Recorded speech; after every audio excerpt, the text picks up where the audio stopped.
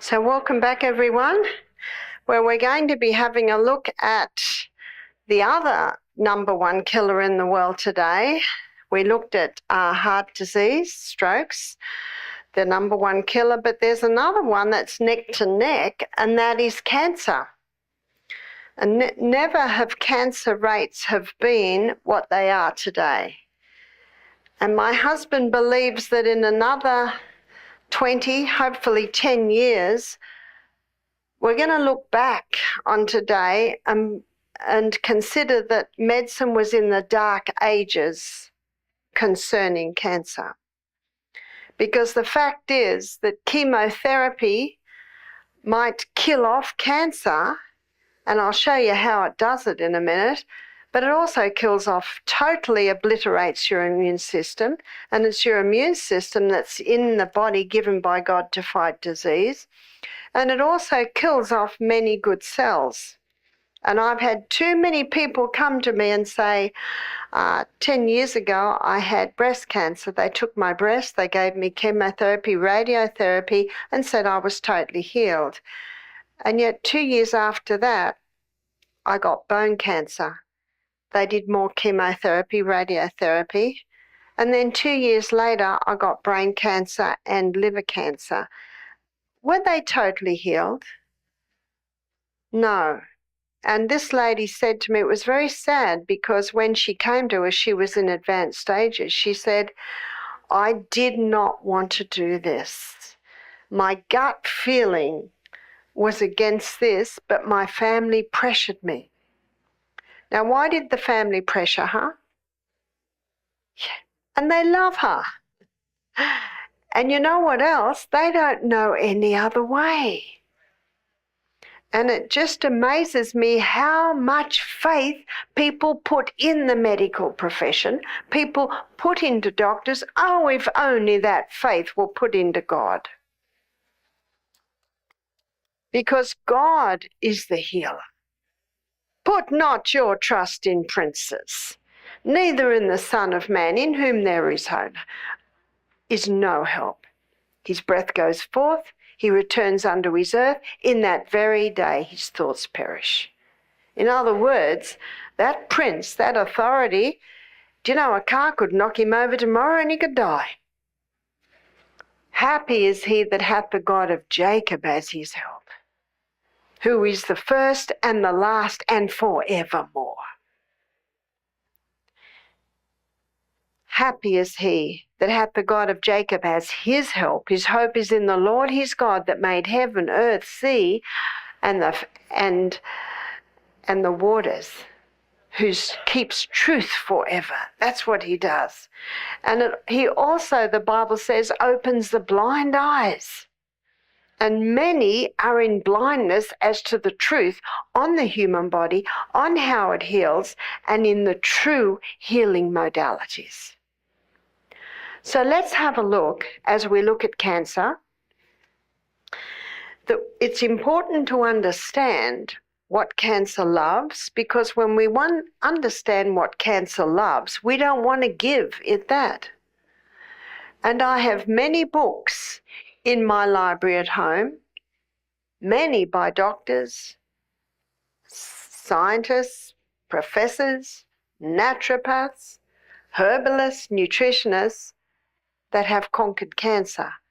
So my interest is, what have they done? What have they done to bring about healing?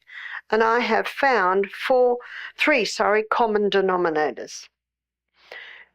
Cancer loves glucose. In fact, it consumes 15 times the glucose of any other cell. Cancer loves an environment where there is no oxygen. And cancer loves an acid environment.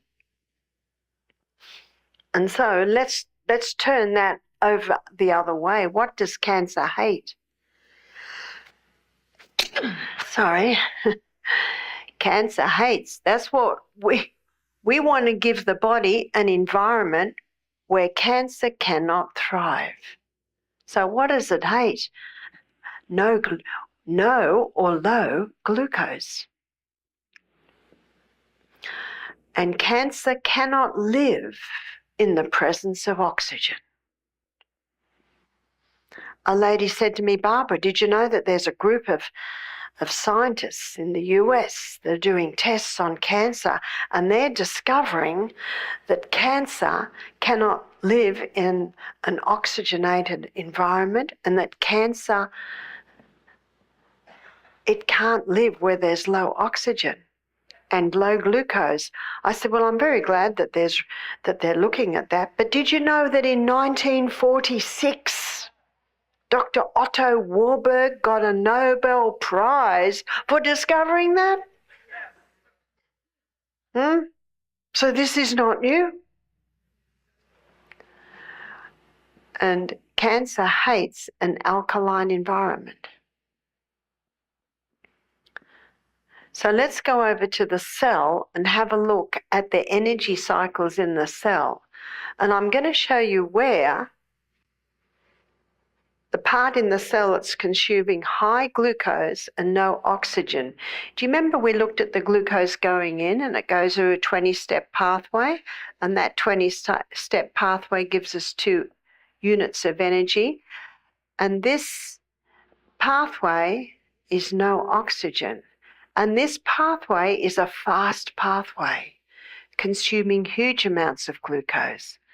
The end result is the chemical form of glucose called pyruvate.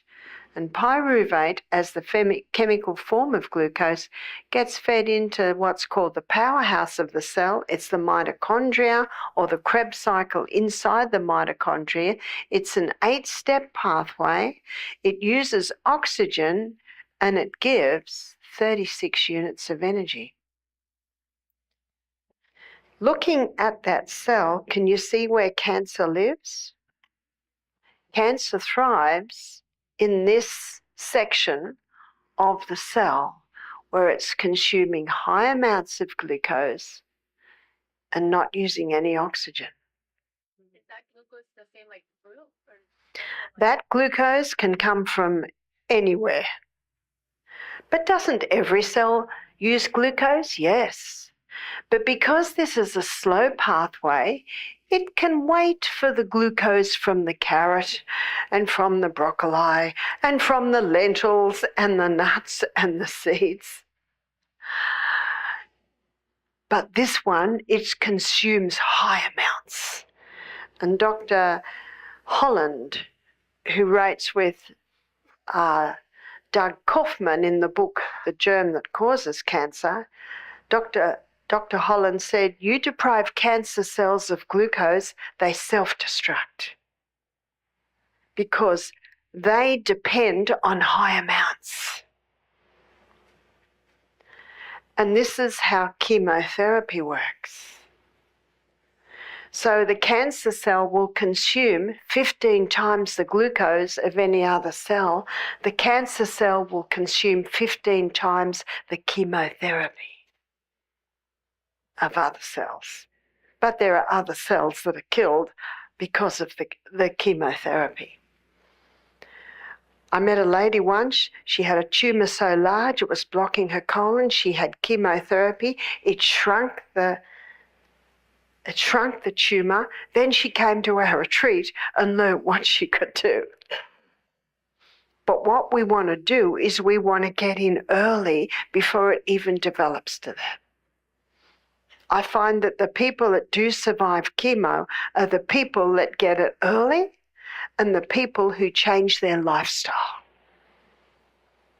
But I find, as the first story I told you about the lady who had the chemo for her breast cancer, surgery, radiotherapy, 3 months later, the doctor said she was cured.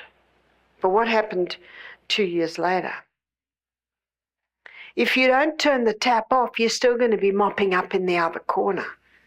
So that brings me to something else, especially with endocrine cancers, which are hormonal cancers.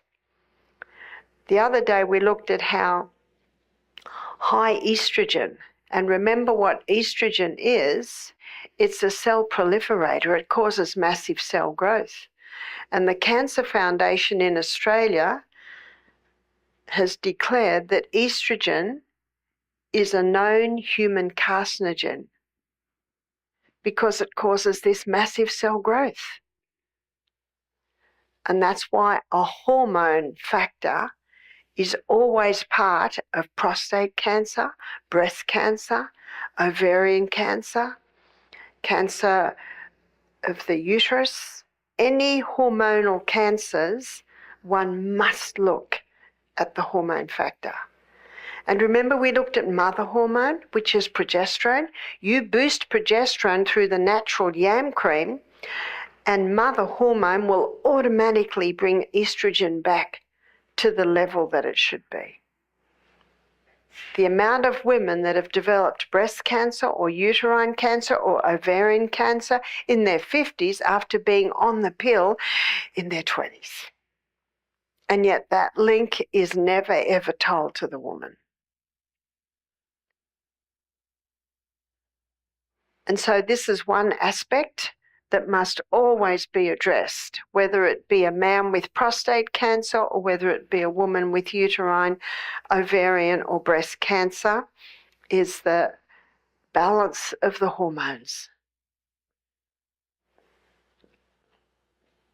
How long would it take to balance the hormones? At least 1 year. And usually a bottle of the yam cream can last three months. I talked to a lady recently. She said, I've got ovarian cancer. I've been on the cream for a year. I said, so how many jars did you use in the year? She said, I'm still on the first jar. She's not taking enough. No wonder there's not an effect. And when we looked at natural remedies, we looked at another one, and that is the castor oil compresses. So the castor oil can be used on the breast.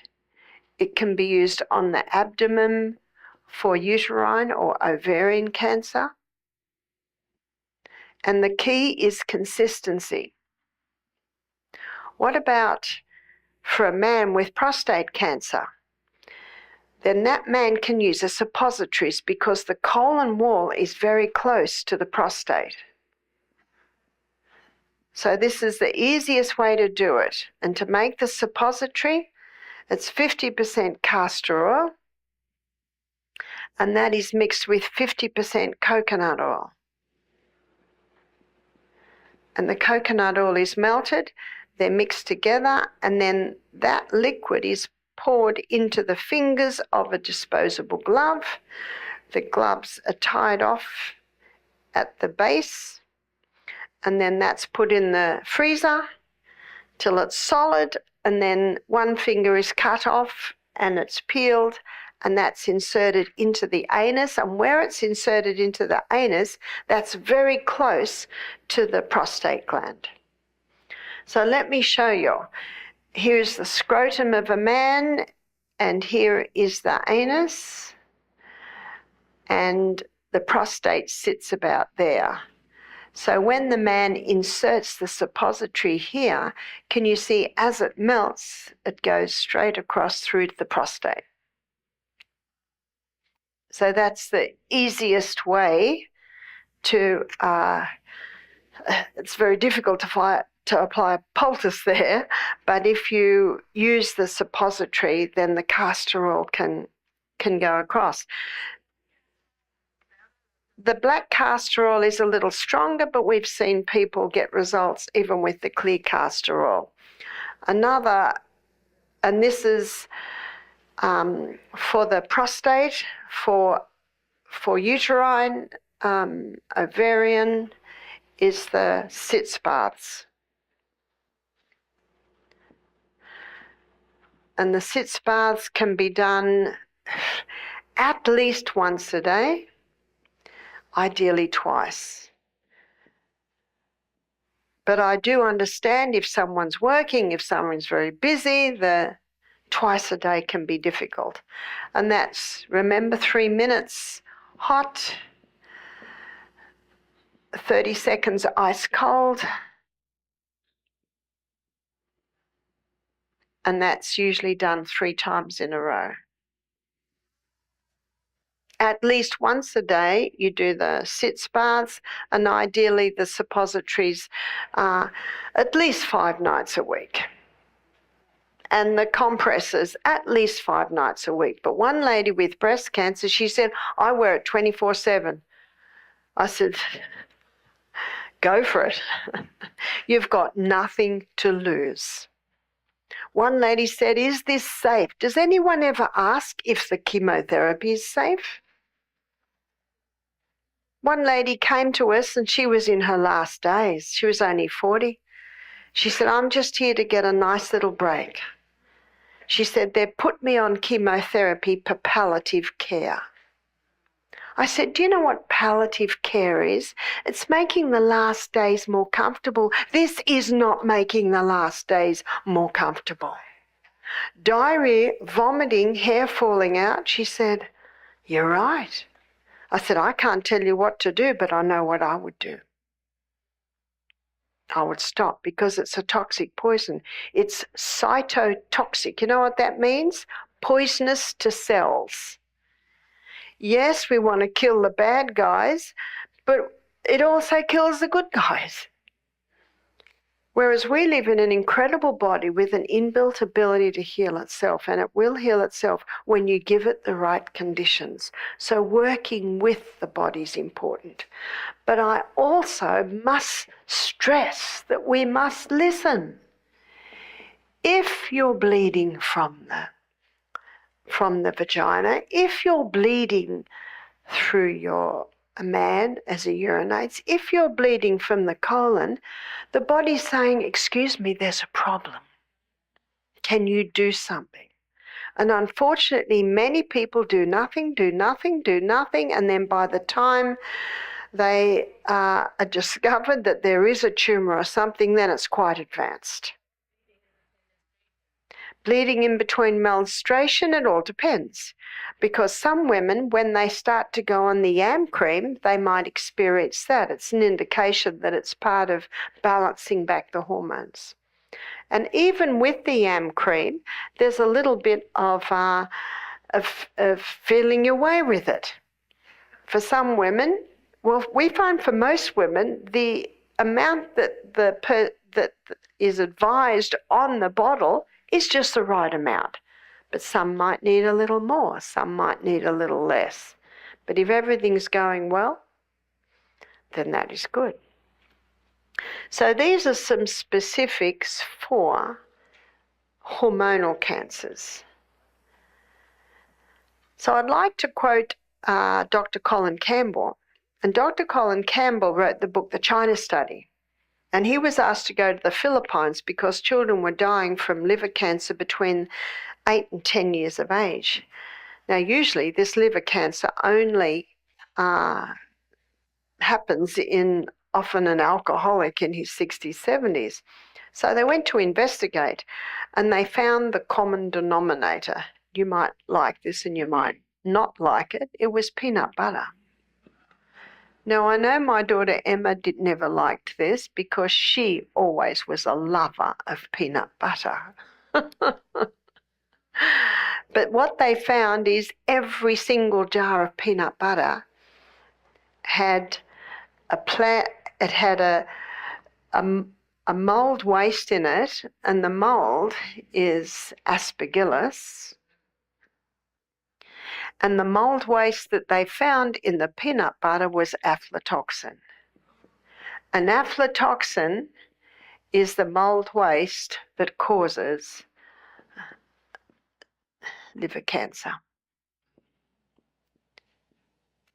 Now, what he presumed was that the wealthy children wouldn't be dying, but the poorer children would be. So imagine his surprise when he found that the poorer children were living and the wealthy children were dying, and the only difference was diet. The poorer children were eating a lot of plants, they were eating a little bit of fish, they were eating a little bit of tofu, but lots of greens. Whereas the city children were eating what Time magazine called the sweet meat diet. high meat, high dairy product, and high refined sugars and refined grains. They were the ones that were dying. Now, Colin Campbell scratched his head because as a doctor, he was taught you need meat for protein and milk for calcium. That's about all the nutrition that he learned as a doctor.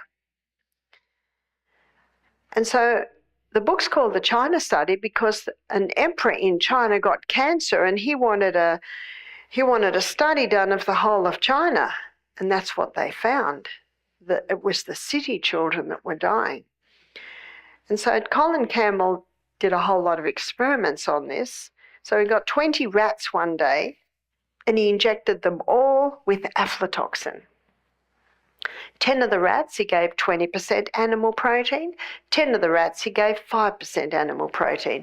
On human comparison, 20% animal protein would be meat and dairy every meal. 5% animal protein would be a very small amount, maybe a little bit of yogurt and, a very small piece of meat once a day. So rats live 2 years and their digestive tract is very similar to humans. So they can see what would happen to humans in 70 years would happen to the rats in 2 years. At the end of 2 years, the rats on the 20% animal protein were all dead or dying of liver cancer.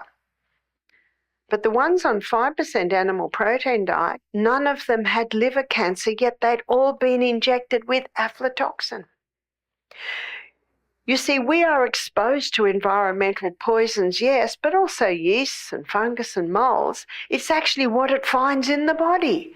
Is it going to get well fed or is it going to get starved so it can't multiply in the body? So he did another experiment, 20% animal protein, 5% animal protein, 20% vegetable protein, and injected all the rats with aflatoxins. The ones on the 20% animal protein had no cancer. The ones with 5% animal protein, no cancer, but the ones with 20% animal protein, cancer. He made the statement that he has never in all his research seen something so black and white. He said he could literally switch cancer on and off by the amount of meat and animal products he was giving to those rats. And as a result, he stopped eating meat and animal products because of what he discovered. He said, I grew up on a farm. We ate meat every meal. We ate dairy every meal. But he said, what I saw in the Philippines, he said, that just changed me. And all his friends said to him, you're taking all the fun out of life.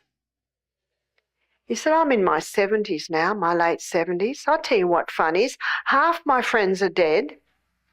The other half are struggling on walking sticks, rattling as they walk because they're on so many medication. And he said, and yet I'm climbing mountains with my grandchildren. I tell you what fun is. Fun is feeling good all the time. I'm not just interested in long life, I'm interested in quality of life. Long life is no fun if the last 20 years of your life you're in pain and you're miserable. And so Dr. Colin Campbell, he gave another aspect to cancer.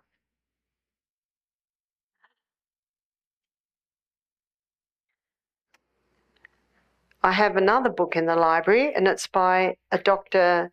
Tullio Simoncini. He's an Italian oncologist who was getting 90% success rate with cancer because he was injecting via a portacath sodium bicarbonate straight into the cancer. What does sodium bicarbonate do to acid? It's the ultimate alkalizer. In fact, 10 years ago, he had little clips up on YouTube where he'd put the camera in and show the lung cancer. It'd sort of be like a white growth with a little scope. Then he'd inject the sodium bicarbonate and you could actually see the cancer shrinking up. You see, the cancer cannot survive when it gets that wave of alkalinity because it thrives in acid. It was actually that simple. But then the pharmaceutical companies came after him because you can't patent sodium bicarbonate. Apparently one of his patients died, so he was put into jail on a charge of manslaughter, and all his qualifications have been taken away from him. My husband said if only he'd injected them with chemotherapy, he wouldn't be in jail. Is that right? How many die from chemotherapy? And yet there's no accountability there. So I'm very sorry to hear that. I come under a lot of attack because it is claimed that I'm quoting a disgraced oncologist. He is not disgraced in my eyes. I believe that he was unfairly treated. But his book is called Cancer is a Fungus, because he said in every case of cancer he found either in lesser or greater amounts some sort of yeast or candida. I have another book in my library by a German,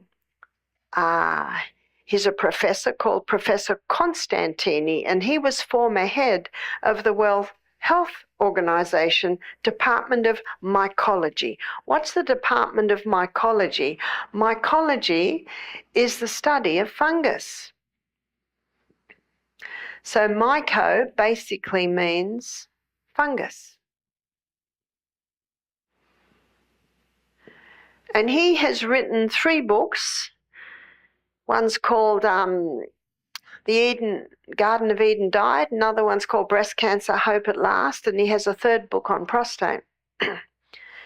And in his book, he has 30,000 research papers to prove the link between cancer and fungus. I am not a researcher, but in my book, Self-Heal by Design, you'll notice that I quote all of these authors. And so you can search that out for yourself. I have another book called Clinical Mycology, which is a medical textbook on the study of fungus. And every chapter shows the link between fungus and different diseases. If you go to a medical dictionary and look up myco, you'll find page after page after page. And it acknowledges in there that leprosy is a fungus. So how does fungus get into the body? In 4 ways. It can get into your body through inhalation. It can get into your body through the skin. Don't touch it. It can get in your body through ingesting it. If you've got strong hydrochloric acid, it can wipe it out, but not many people have that. And it can also be sexually transmitted. So that's how it can get into your body. Now, this story was in the newspaper, and I met a lady who knew the wife of the man that this happened to. 3 men, they're in Queensland. There's a silo, where the grain's stored, and all the grain went mouldy because there was a leak in the roof. So the grain was taken out, the pigs wouldn't eat it, nothing would eat it. Isn't that interesting? They even covered it in molasses, they still wouldn't eat it. They ended up having to bury it. But this silo, the whole of the inside of the silo was white. What was the white? It was mould. 3 men were sent in to clean it up. They stood and looked. 2 of the men said, we're going to get some covering for this. The 3rd man said, I don't need covering. We can get this done in a flash. The 2 men went, and when they came back, they looked like they were about to walk on Mars or the moon or something like that. They opened the door and they ran in. There was their friend. He was dead. When he put the shovel in, do you call it a shovel? Into the side, the dust came up, went into his skin. He breathed it in, he swallowed it, and his body had an anaphylactic response to this massive onslaught of poison, and he died. This is toxic stuff. And that's why I've written a book on it, because I find it's an area that many people don't realise.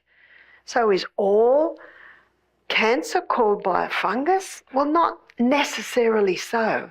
But as Dr. Tullio Simoncini found, that there was a factor in just about every case. And so the million-dollar question is, how do we get it out of the body? A person can have fungus in their body and not have cancer. But if it's well fed, it'll certainly develop into it. So how does it get out of your body? Number one, you have to starve it. So what's its favourite food? And if you're not going to give it sugar, it'll happily accept all the glucose from your fruit. So when someone comes to us with cancer, we suggest they have no fruit for 6 weeks. They can eat lots of vegetables, legumes, nuts and seeds. I said to one man, how are you finding the diet? He said, I love it, I'm alive. It's just 6 weeks. Also, one must check that there is no exposure to mould. We had the very sad story of a lady that came to us, only 33, with 3 little children with breast cancer. And as she was hearing about the link between fungus and cancer, she put her head down and we said, what's the matter? She said, my house. She said, this is the sunny side of the house. She said, there are big gum trees, you know, gum trees are eucalyptus trees, all around the house. Her bedroom's here. Her wardrobe is there and the ensuite is there. And she said, with the wardrobe, it's all the shoes go mouldy, all the belts, leather belts go mouldy, because there's no sun coming in here at all. So this is what would be for you the southern side. So the children's rooms were here. One of the children's rooms here. The bathroom was here. But the sun's coming in here, the sun's coming in there, and the sun's going through to that bathroom, and the wardrobe's not next to it, so it wasn't a problem for the children. And her husband's at work all day, and she's cleaning the house, and every time she sees the mould, she wipes it, and when she wipes it, the dust comes up and it's going into her. And the worst thing you can put on mould is bleach. You combine bleach and mould and you get an incredibly toxic combination. So what do you kill bleach with? White vinegar. You put bleach on mould and you'll feed the next crop of mould. Because bleach kills mould and feeds fungus, and fungus is one stage before mould. She rang up her husband. She said, I can't go back home. She said, it's the house. And because she kept the house so lovely and clean, he didn't even realise what a problem it was. But because she was the one constantly cleaning it, she's got constant exposure to it. The very sad story is that that lady didn't make it. It was a very advanced stage when she came to us. She didn't know about the hormone link. She didn't know about the fungus link. Many are sick through ignorance. And in the little book, Ministry of Healing, she says the only hope of better things is the education of people in right principles. Also, fungus is an opportunist organism. It's there to clean up waste. So if you're not drinking enough water, and if you're not exercising enough, and waste is building up your body, there's another field for fungus to grow. So it can be in many bodies for many different reasons and in many different ways. Another waste that the fungus can clean up is heavy metals and chemicals coming into the body. That's why all of that has to go. We had one lady, her name was Elizabeth Cott. Amazing story. She came to us 8 years ago with 3 tumours in her abdomen. It's probably nearly 10 years ago now. And she was in her 60s then. And she didn't like what the doctor was offering. And the doctor said, "You got to do chemo immediately." But she decided not to. She came to our health retreat. And at the health retreat, she went through the program of no yeast, no sugars. We gave her lots of vegetables. We showed her all the delicious things you can do with vegetables, all the delicious things you can do with legumes. We also gave her herbs. There are herbs that will kill fungus and won't kill you. Isn't that good news? And my book lists them. There's olive leaf extract. There's also grapefruit seed extract. There's also oregano essential oil. Start lightly. There's a South American herb called pordiaco. Garlic is a strong one, but don't use all your ammunition at once. Do a week on this one, a week on that one, a week on that one, a week on that one, because the microorganisms have the ability to adapt and adjust. So every week you change the herbs. Also, while she was at our retreat, she had certain treatments that would help to alkalize. We gave her green drinks. And green drinks, I've got the recipe in my book. I call it the Great Green Drink. We gathered wild greens, blended it with water, strained it, and she drank 3 to 4 glasses of that through the day. If you don't have a garden, you can buy barley green or green barley or super greens. You can buy chlorophyll. Anything green alkalizes the tissues. Now, we didn't have this at the time, but we have it now. It's a hyperbaric chamber. And I know that Eden Valley, which is in Denver, Colorado, they have a couple of hyperbaric chambers. A hyperbaric chamber puts oxygen into the body under pressure. So it's oxygenating, which is automatically alkalizing. We also gave her sodium bicarbonate wraps. Now, we are not doctors. We don't inject sodium bicarbonate in through a portacath. But we soaked towels in sodium bicarbonate, wrung them out, hot towels, and wrapped her whole body in them. And you can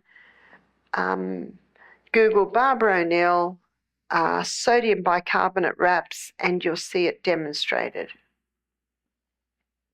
We gave her one of those a day.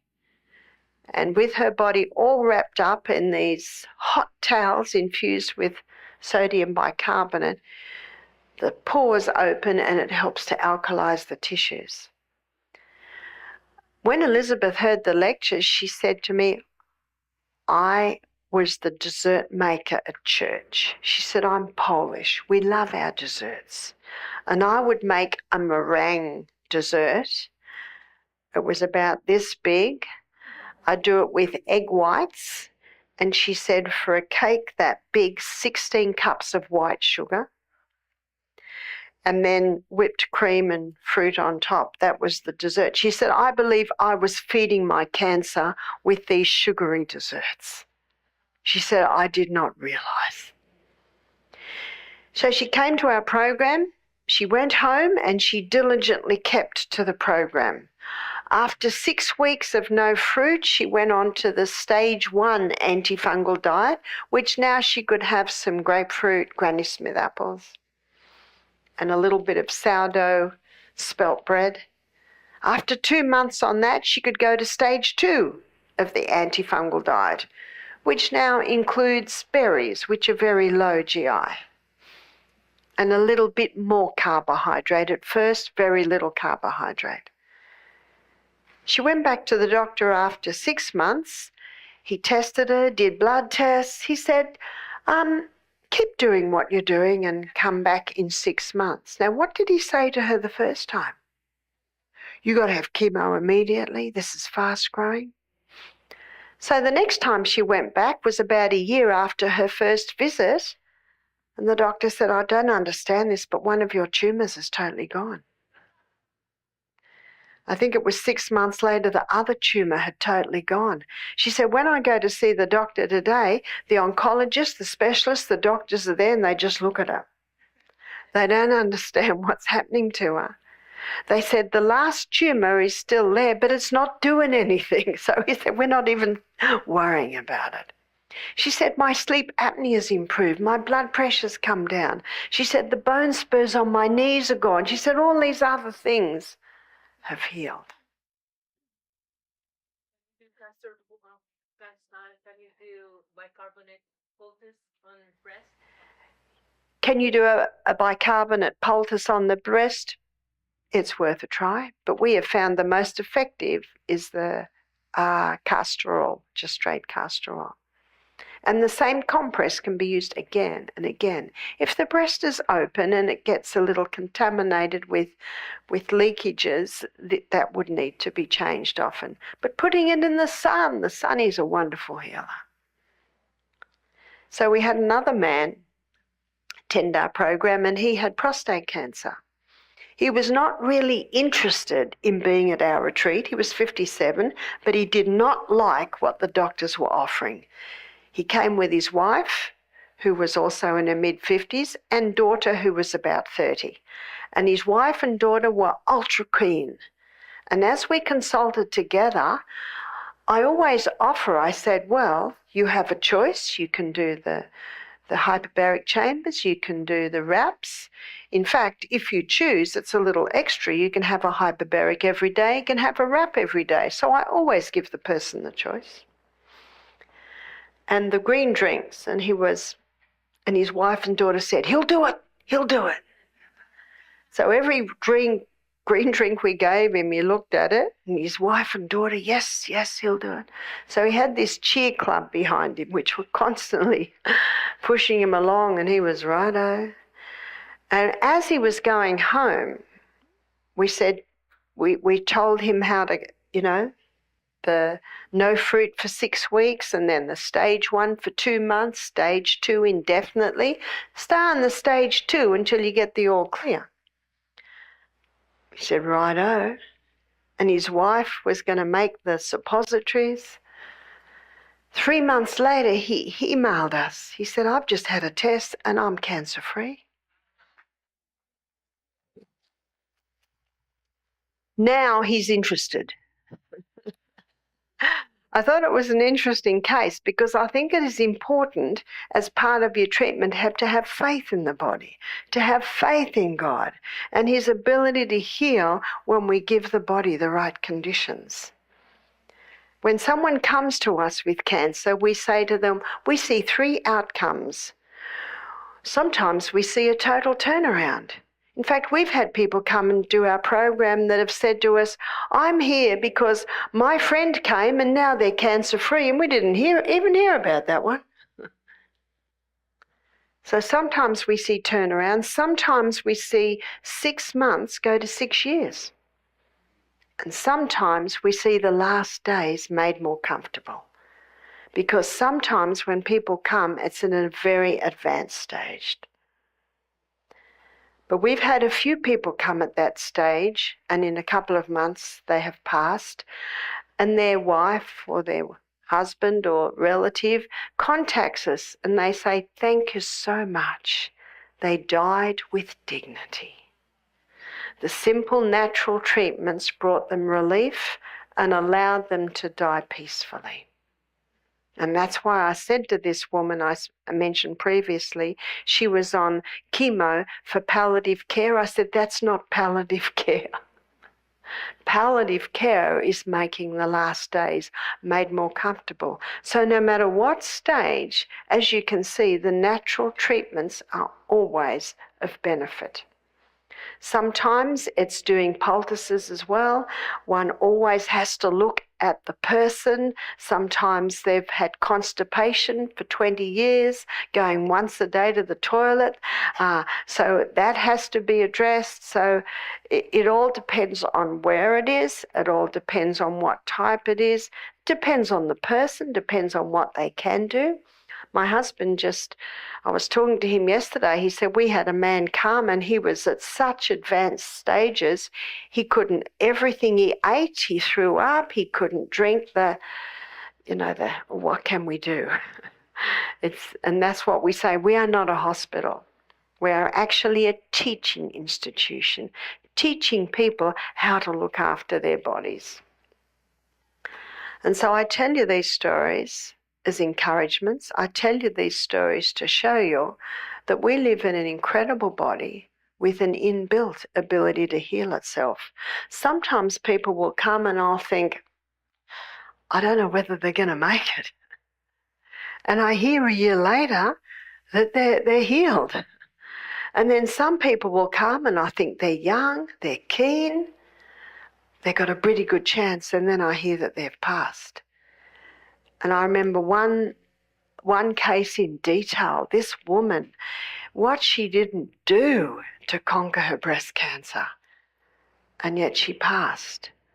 And then we discovered that her mother was a nurse, her father was a pastor.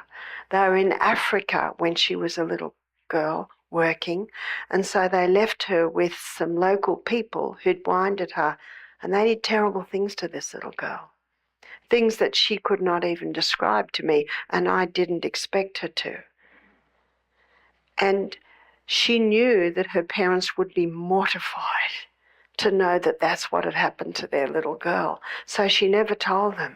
So she held this terrible secret for many, many years, and I believe the emotional aspects of that is what eventually took her life at the age of 42, which one would consider was very young.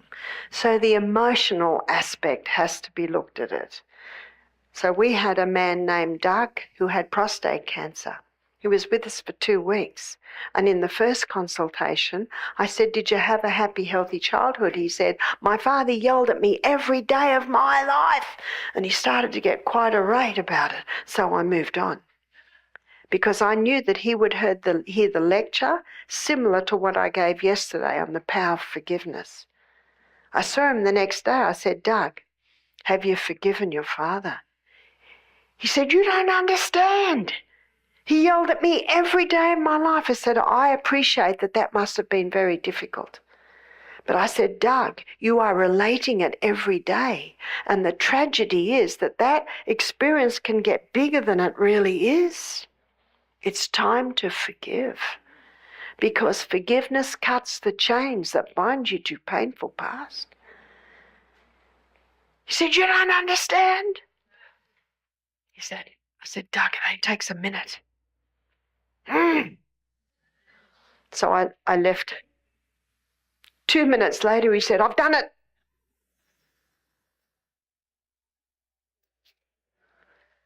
I said, congratulations, Doug.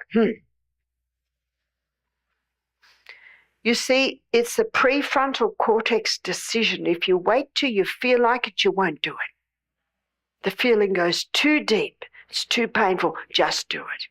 And it's a law of the mind that our words affect our feelings. And what I found that every day, the smile got bigger on Doug's face.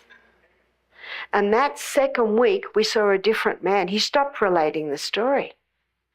Because the fact is, when we go to bed early, the lymphatic system in our brain cleans up the thorns that develop from holding on to the heartache. Forgiveness has a physiological effect to free the system from this painful past. We never forget, but it needn't be part of our everyday life. Emma shared with you some of her pain. You can imagine as a mother the pain. You want to touch the mother, you touch her daughter. I found freedom through forgiveness. Emma found freedom through forgiveness. Just do it. And if you're finding it hard, we serve a great God of heaven that is able to give you the power to forgive. Every day we saw a different Doug. No longer did he relate his painful past. He had found freedom through forgiveness. And it was at that point we started to see healing in Doug. Even though he was doing all of this, if he was going to hold on to that painful past, it would eat him like a cancer. In the book Ministry of Healing, there's a chapter called Mind Cure, and it says grief, anxiety, discontent, remorse, guilt, distrust all tend to break down the life forces and invite decay and death into the body. And yet freedom can be found through forgiveness. Forgiveness is the one thing that will cut that painful past. And I think many you will find have found this. There are whole books written on this, radical forgiveness, the power of forgiveness. And that beautiful little book, I think there are some out there called Steps to Christ. It's only a tiny little book, but there's a whole chapter in there on the power of forgiveness. Just do it. It gets easier. It's a decision. And remember, your words will affect your feelings. I have been unable to touch on every aspect in this short hour that we have together, but my aim was to show you that there is hope even for such a serious illness as cancer. And my book, Self-Heal by Design, it goes into a little bit more detail in the fungus link with disease. It quotes all the books and more that I mentioned in this lecture, so you can search them out. And it also gives daily programs on how you can implement this and the herbs that you can use. So before we close, we can take a couple of questions on the subject. Yes? The fungus, mushrooms are a fungus, but we eat them all the time. Are they inappropriate? So the question is, what about mushrooms? If you have a fungal problem in your body, if you have cancer in your body, ideally no mushrooms until you're healed. And in my book, I've got a chapter called The Stomach's Secret Weapon, Hydrochloric Acid. Because if the hydrochloric acid is strong, it does kill off fungus yeast in the body. So that's another aspect, is building that, yes? Pardon?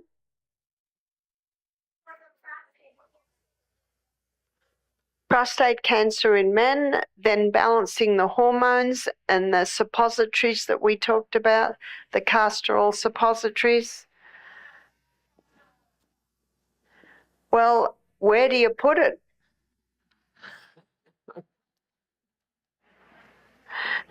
And that's why I mentioned the suppositories, because the colon wall is the closest to the prostate. So that's why the suppositories you put in at night, and the castor oil goes across straight into the prostate gland. Yes?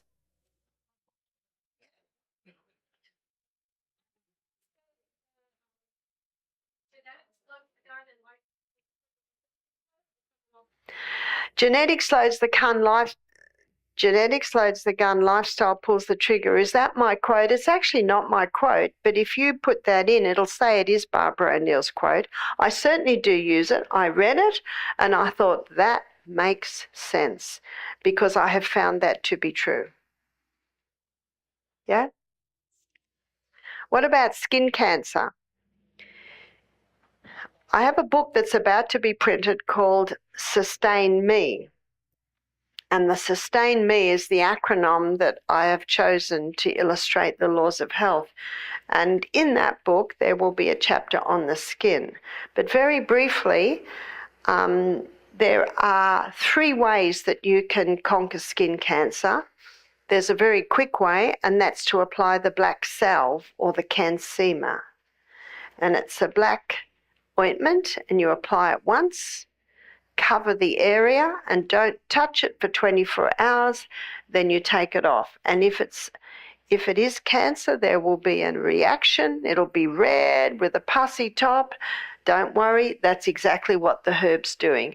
After 10 days, it slowly shrinks up, and then the core will fall out. You'll be left with a crater, a hole, but usually over the next month or so, that that fills out, and you can put a drop of castor oil on it every day. That's the quick way to get rid of skin cancer. The next way, which is not quite as quick but still effective, you put 1 drop of oregano, you call it oregano, 1 drop on the skin cancer every morning, and that will take maybe 3 weeks, maybe 4 weeks. It'll sting, but after usually about a month, then it falls off. The very slow way, and this might take 6 months, is to apply castor oil twice a day. Yeah. Skin tag, you can try castor oil, but consistency is the key with castor oil because it works little by little by little. Yeah. How do men balance hormones? In my hormone lecture, I told you how men do it. They apply it twice a day with the yam cream. Yeah.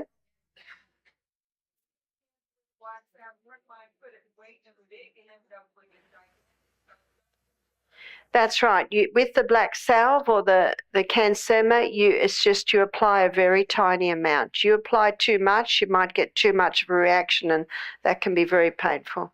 Yeah. How is your hydrochloric acid? How do you know what your hydrochloric acid's like? If you're digesting your meal very quickly, you've got good hydrochloric acid. If it's 5 hours since you've eaten and you feel like you've only just eaten, that's an indicator that you've got low hydrochloric acid. If you've got low hydrochloric acid, often you get bloating, the food's not breaking down properly. Where do you get the black salve? You can Google it. Pardon? Didn't hear that. How do you what?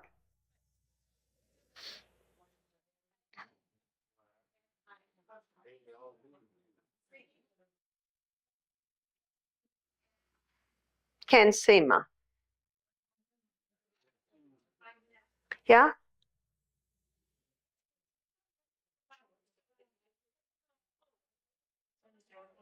About Haven of Hope. I'm from Australia. I don't know much about Haven of Hope.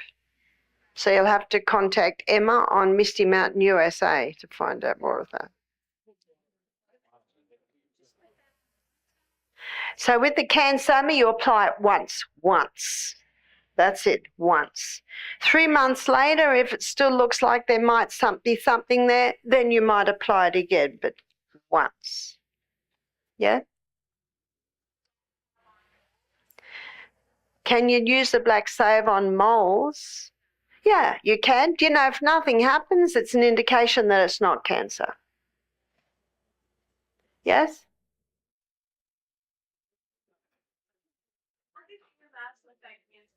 How does earmuffs, EMFs, they feed it very nicely by disrupting the electromagnetic field in our bodies. It's called the silent killer. Yes? Grounding. Yeah, grounding, it's a good idea to walk barefoot on the grass. That helps you ground.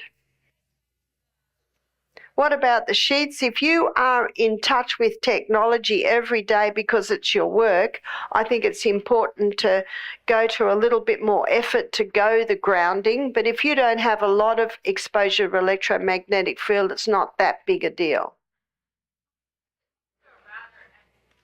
If you sit next to a router every single day, you've got to take steps to do something.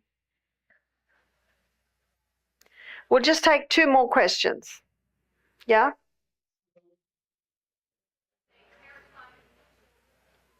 How do you eliminate parasites with children? You've got to get the dogs out of the house. You've got to teach the children to wash their hands when they come into the house, and also give them a quarter of a cup of pumpkin seeds as the first thing they eat at breakfast time. And also you can get tinctures or tablets that have got black walnut and wormwood in them. And also when you make a avocado dip, put lots of crushed garlic in it. And often children will eat sourdough, like your simple needs toast, Olive oil, crushed garlic on that, avocado and tomato. Often children will eat the raw avocado like that. So last question, yes?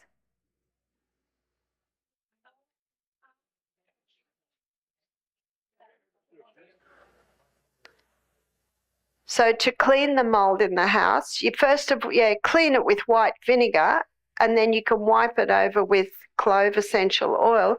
But then you've got to find out why it's there, because there should be no mold in the house. You know, you've got proper ventilation, check that there are no leaking taps, no leaking pipes. So you've got to address all that. So I'd like to thank you for your attention. That you